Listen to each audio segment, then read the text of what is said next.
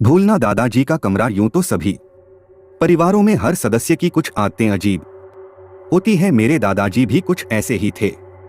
कहीं भी गायब हो जाते थे, कभी कभी तो कुछ दिनों के बाद ही आते थे। हाथ और पैरों पर अचानक ही चोटों के निशान दिखने लगते थे। जब उनसे पूछो तो उन चोटों का उनके पास कोई जवाब नहीं होता था। इन्हीं अजीब चीजों में से एक उनका कमरा भी था, जहां किसी को भी जाने की इजाजत नहीं थी, यहां तक कि वह वहां की सफाई भी खुद ही करते थे। एक दिन बचपन में खेलते वक्त मुझे उस कमरे से अजीब सी आवाजें आ रही थी। मैंने झुककर दरवाजे के नीचे से झांक कर देखा तो मुझे एक परछाई दिखी। तभी मैंने देखा कि कमरे से खून की तेज धार बह रही थी। देखते ही देखते मेरे सारे पैर खून में सन चुके थे। मैं छोटा था तो यह देख के घबरा गया और वहीं बेहोश हो गया। उठा तो माँ मुझे डांट रही थी कि मुझे धूप में नहीं खेलना चाहिए। उनके हिसाब से मैं उसी की वजह से बेहोश हुआ था। मैंने जब उनको सच्चाई बताने की कोशिश की तो दादाजी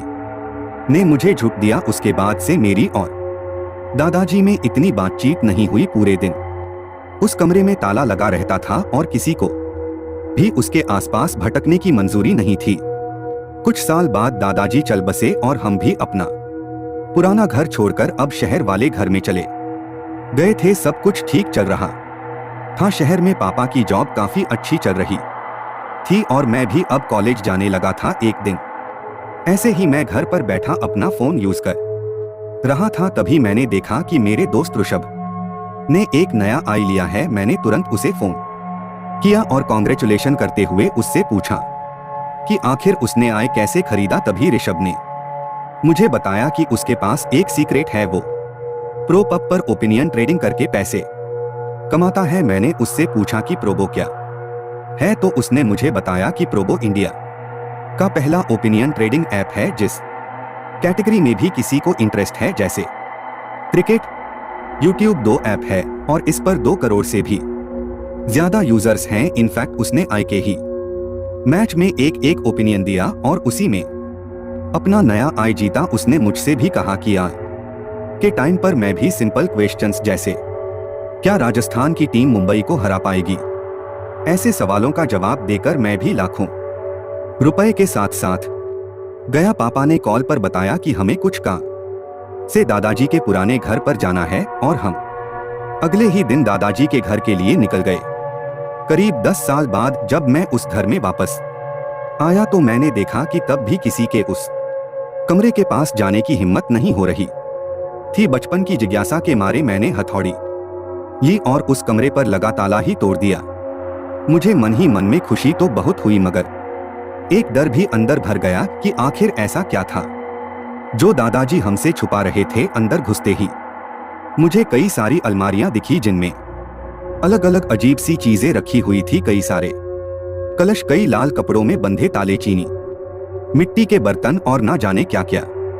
कमरे के बीचों बीच दीवार पर एक बड़ी सी तस्वीर लगी थी। वह तस्वीर एक घर की थी जो नदी के किनारे बसा था। इतनी खूबसूरत तस्वीर को बंद कमरे में नहीं होना चाहिए था, तो मैं उस तस्वीर को वहां से उतारकर बाहर हॉल में ले आया और कमरे को खुला रहने दिया।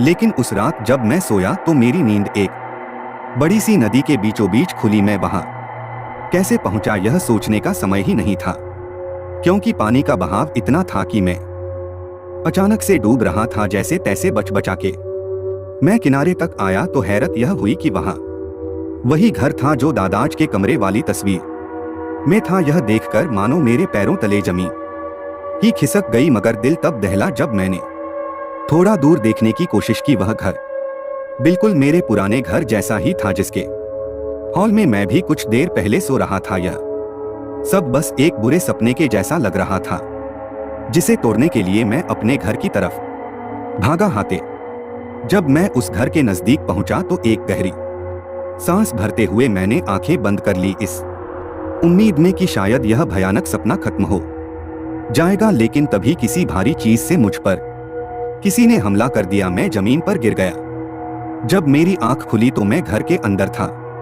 मैंने चारों ओर देखा तो कई सारे लैंप्स, झूमर दिखाई दिए जो जंग खाए कई सालों से बंद पड़े थे। ग्राउंड फ्लोर पर कोई और कमरा नहीं था बस सामने की ओर सीढ़ियां चारों ओर, बस धूल और मकड़ी के जाले जैसे कई सालों से किसी ने वहां पर पाँव भी ना रखा हो। मैंने सीढ़ियों की तरफ चलना शुरू किया तो धीरे से लाल सुर्ख खून सीढ़ियों से नीचे बहता हुआ आ रहा था। कब वो खून मेरे पैरों के पास अब पहुंचा मुझे समझ ही नहीं आया। मेरा दिमाग और शरीर मनो जम से गए।